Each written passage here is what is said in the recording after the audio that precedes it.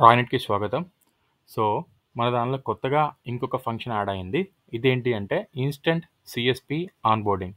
ఇక నుంచి డిస్ట్రిబ్యూటర్స్ అందరూ కూడా ఆ సీఎస్‌పీ ఎవరైతే సీఎస్‌పీ ఎవరికైతే కావాలో వాళ్ళకి వెంటనే మీరు యాక్టివేషన్ చేసేసి, వాళ్ళకి మీరు ఐడీ ఇచ్చి, లాగిన్ చేసి, వాళ్ళ ట్రాన్సాక్షన్స్ ఏఈపీఎస్ కానీ, డీఎంటీ గానీ, మనీ ట్రాన్స్‌ఫర్స్ ఇవన్నీ కూడా మీరు చేసుకోమని చెప్పొచ్చు.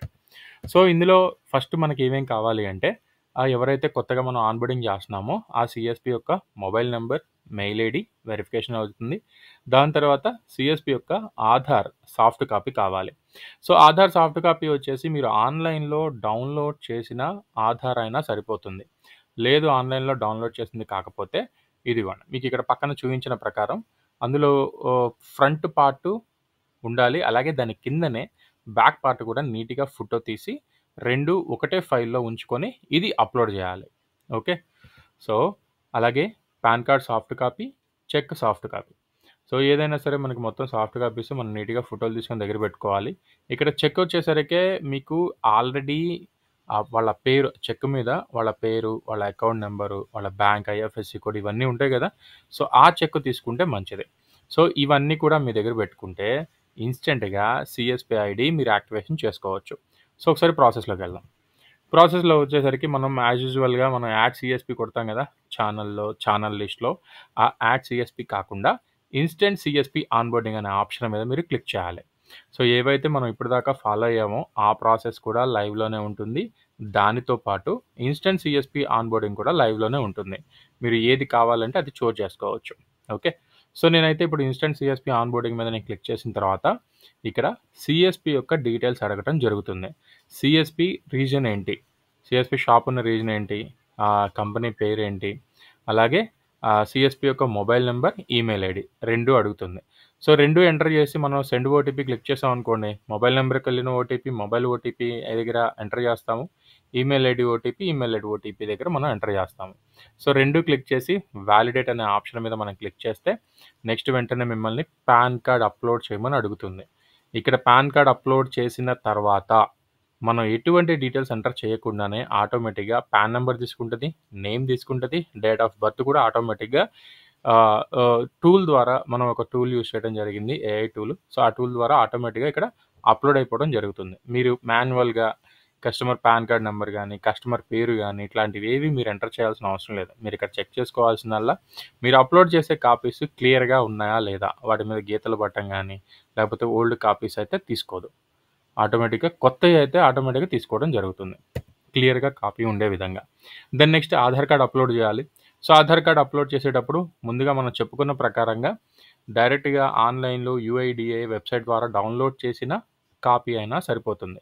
లేదు వాళ్ళ దగ్గర కార్డ్ ఉంది, ఇలాగ పీవీసీ కార్డ్ ఉంది అంటే ఫ్రంట్, బ్యాక్ 2 ఒకదాని కింద ఇంకొకటి. సేమ్ ఆ 2 కూడా ఒకటే ఫ్రేమ్‌లో ఉండే విధంగా అప్‌లోడ్ చేసుకోవాలి. సో, దాని తర్వాత ఇక్కడ మీకొచ్చేసరికి ఆధార్ డీటెయిల్స్ ద్వారా ఆటోమేటిక్‌గా ఇక్కడ అడ్రెస్ డీటెయిల్స్ చూపిచ్చేసిద్ది. మీరు జస్ట్ చెక్ చేసుకుంటే సరిపోద్ది. ఆ ఫస్ట్ రెడ్ కలర్ సర్కిల్‌లో ఉంది గదా! అదంతా ఆధార్‌లో ఉన్న అడ్రెస్. ఈ రెండో దానిలో ఏంటి అంటే రెండో సర్కిల్‌లో ఉన్నది ఏంటి అంటే సేమ్ అదే ఆధార్ అడ్రెస్ షాప్ అడ్రెస్ కింద తీసుకోమంటారా అని అడిగిద్ది. సో, 2 సేమే అనుకోండి దాని మీద టిక్ కొట్టేసేయండి. ఆటోమేటిక్‌గా పైనున్న అడ్రెస్ కిందకొచ్చేస్తది. ఒకవేళ 2 డిఫరెంట్ అడ్రెస్ అనుకోండి. మనం మాన్యువల్‌గా కంపెనీ అడ్రెస్ అదే షాప్ అడ్రెస్ క్లియర్‌గా మనం ఎంటర్ చేసుకోవాల్సుంటుంది. ఆ షాప్ అడ్రెస్‌కి సంబంధించి మనం ఇక్కడ ప్రూఫ్ సబ్మిట్ చేయాల్సుంటుంది. ఓకే. సో, ఆ ప్రూఫ్ అనేది మీకు ఆల్రెడీ తెలిసే ఉంటుంది. దాని ప్రకారంగా మనం ఇక్కడ అప్‌లోడ్ చేయాలి. ఈ డిఫరెన్స్ అంటే Aadhaar address, shop address 2 same అయితే వెంటనే యాక్టివేషన్ అయిపోతుంది. 2 వేరు వేరైతే మాత్రం మనకి 1 అవర్ టైం పడుతుంది. వెయిట్ చేయాలి. మాన్యువల్‌గా చెక్ చేస్తారు. ఓకేనా? సో, ఇక్కడ నెక్స్ట్ బ్యాంక్ డీటెయిల్స్ అడిగిద్ది. బ్యాంక్ డీటెయిల్స్‌లో మనం ఏమి ఎంటర్ చేయాల్సిన అవసరం లేదు. బ్యాంక్ ఒకటి సెలెక్ట్ చేసుకుంటాము. అలాగే చెక్ ఒకటి అప్‌లోడ్ చేస్తాము. అప్‌లోడ్ చేయగానే ఆటోమేటిక్‌గా కింద ఐఎఫ్ఎస్‌సి కోడ్, అకౌంట్ నంబర్ చూపిచ్చేసిద్ది. మనం ఒకసారి చెక్ చేసుకొని వెరిఫై క్లిక్ చేయడమే. సో, వెరిఫై క్లిక్ చేసిన తర్వాత నెక్స్ట్ ఇక్కడ ఎస్‌కేయూ టైప్ అని అడుగుతుంది. ఆ ఎస్‌కేయూ టైప్ మీరు ఎవరికైతే ఐడీ ఇస్తున్నారో, ఏ ఐడీ ఇస్తున్నారో ఆ ఎస్‌కేయూ టైప్ మీరు సెలెక్ట్ చేసుకొని సబ్మిట్ క్లిక్ చేస్తే వెంటనే డీటెయిల్స్ అన్నీ మీరు వెరిఫై చేసుకున్నారా కన్ఫర్మేషన్ అడుగుతుంది. యెస్ కొట్టండి. యెస్ కొట్టిన తర్వాత ఇక్కడ సీఎస్‌పీ కోడ్ మీకు రైట్ సర్కిల్‌లో గ్రీన్ కలర్‌లో సీఎస్‌పీ కోడ్ జనరేట్ అయిపోయినట్టు చూపిచ్చేస్తున్నాయి. సో, సీఎస్‌పీ కోడ్ జనరేట్ అయింది. పాస్వర్డ్ కూడా సీఎస్‌పీకి వెళ్ళిపోయింది. ఇక్కడి నుంచి క్యాప్చర్ సెల్ఫీ అనే ఆప్షన్ ద్వారా ఎవరైతే డిస్ట్రిబ్యూటర్ ఉంటారో ఆ డిస్ట్రిబ్యూటరు ప్రాసెస్ కంటిన్యూ చేయొచ్చు. ఓకేనా? సో, సెల్ఫీ తీసుకోవడం గానీ, ఈకేవైసీ చేయడం గానీ, కస్టమర్ ఒకవేళ అంటే సీఎస్‌పీ ఒకవేళ మీ పక్కనే ఉంటే మీరు కేవైసీ ప్రాసెస్ కూడా మీరే కంప్లీట్ చేయించొచ్చు. ఒకవేళ కస్టమర్ లేడు. సో, కస్టమర్ ఎక్కడో ఉన్నాడు. ఎక్కడో ఉంటే మీరు ఇక్కడ గో టు హోమ్ క్లిక్ చేసేయండి. వెంటనే కస్టమర్‌కి కాల్ చేసి చెప్పండి. మీది అయిపోయింది. మీరు లాగిన్ అయ్యి సెల్ఫీ దిగి ఈకేవైసీ కంప్లీట్ చేయమని చెప్పండి. సో, వాళ్ళు కంప్లీట్ చేసిన వెంటనే యాక్టివేషన్ అయిపోవడం జరుగుతుంది. ఓకే. సో, ఇక్కడే మీరు క్యాప్చర్ సెల్ఫీ అనే ఆప్షన్ గనక మీరు కేవైసీ ఆప్షన్ గనక మీరు క్లిక్ చేస్తే ఇక్కడ వెంటనే మీకు కేవైసీ ఇక్కడే కంప్లీట్ చేసేయొచ్చు మీ పోర్టల్‌లోనే. అదే ఒకవేళ కస్టమరే అంటే సీఎస్‌పీనే చేయాలి అనుకుంటే వాళ్ళ మొబైల్ యాప్‌లో యెస్ బ్యాంక్ కేవైసీ అనే ఆప్షన్ క్లిక్ చేసి మనకి ఎక్స్‌ప్రెసో యాప్ వాళ్ళ దాంట్లో డౌన్‌లోడ్ చేసుకోమని చెప్పి ఇచ్చిన సీఎస్‌పీ ఐడీ, పాస్వర్డ్‌తో లాగిన్ అయితే మనకి హోమ్ పేజ్ వస్తది. ఈ హోమ్ పేజ్‌లో యెస్ బ్యాంక్ ఈకేవైసీ లాస్ట్‌లో ఉంటది ఆప్షన్. అది క్లిక్ చేస్తే వాళ్ళు సెల్ఫీ దిగుతారు క్యాప్చర్ లైవ్ ఇమేజ్ ద్వారా. సో, సెల్ఫీ దిగేటప్పుడు మనకు కొన్ని రూల్స్ అండ్ రెగ్యులేషన్స్ ఉన్నాయి. ఫేస్ మీద మంచి లైటింగ్ పడాలి. బ్యాక్‌గ్రౌండ్‌లో ఎవరు ఉండకూడదు. సో, సెల్ఫీ దిగేసి అప్‌లోడ్ క్లిక్ చేసేస్తే మీకు నెక్స్ట్ వెంటనే కేవైసీలోకి వెళ్ళిపోతుంది.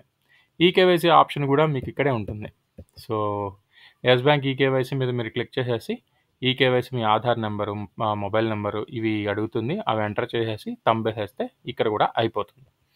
సో, అదే ఒకవేళ మొబైల్‌లో వెబ్‌లో చేసేవాళ్ళైతే ఇక్కడ మనకి ఛానల్‌లో న్యూ సర్వీస్‌లో AEPS apply yes bank AEPS అనే ఆప్షన్ వస్తది. సో, దాని మీద క్లిక్ చేయండి. ఈకేవైసీ గురించి ఒక వీడియో ఆల్రెడీ మన ఛానల్‌లో ఉంది. మీరు అది కూడా ఫాలో అవ్వచ్చు. సో, ఇక్కడ అప్లై యెస్ బ్యాంక్ ఏఈపీఎస్ అనే ఆప్షన్ మీద మీరు క్లిక్ చేసి ఇక్కడ మీరు ఏమి ఎంటర్ చేయకుండా యెస్ ఆప్షన్ క్లిక్ చేయాలి. యెస్ అనే దాని మీద క్లిక్ చేసి మీరు ఒక్కసారి రైట్ సైడ్ స్క్రోల్ చేస్తే ఇక్కడ క్యాప్చర్ మనకి సెల్ఫీ క్యాప్చర్ చేయడానికి ఉంటది. ఈకేవైసీ కూడా ఇక్కడ మనం క్యాప్చర్ చేయొచ్చు. సో, వెంటనే మీరు ఇక్కడ ఈకేవైసీ ఆప్షన్ క్లిక్ చేసి మొబైల్ నంబర్ అలాగే సెండ్ ఓటీపీ క్లిక్ చేస్తే కస్టమర్‌కి ఒక ఓటీపీ వెళ్తుంది. ఆధార్‌కి లింక్ అయిన మొబైల్ నంబర్‌కి. ఆ ఓటీపీ ఇక్కడ ఎంటర్ చేసి ఓకే క్లిక్ చేస్తే eKYC has been completed successfully. అర్థమైందా? డివైస్ సెలెక్ట్ చేసుకుంటాం, థంబేసేస్తాము. వెంటనే మనకి eKYC has been completed successfully. So, అలాగే స్టేటస్‌లో వచ్చేసరికి అప్రూవ్డ్ బై ఆప్స్ అని కూడా వస్తది. సో, ఐడీ యాక్టివేషన్ అయిపోయినట్టే. అదే ఒకవేళ సేమ్ ఇది ప్రాసెస్ అంతా కంప్లీట్ అయిపోయిన తర్వాత షాప్ అడ్రస్సు అలాగే ఈ ఆధార్ కార్డ్‌లో ఉన్న అడ్రస్సు డిఫరెన్స్ ఉంటే ఒక 30 మినిట్స్ వితిన్ ట్యాట్‌లోనే 30 మినిట్స్‌లో అయిపోవడం జరుగుతుంది. ఓకే. Thank you.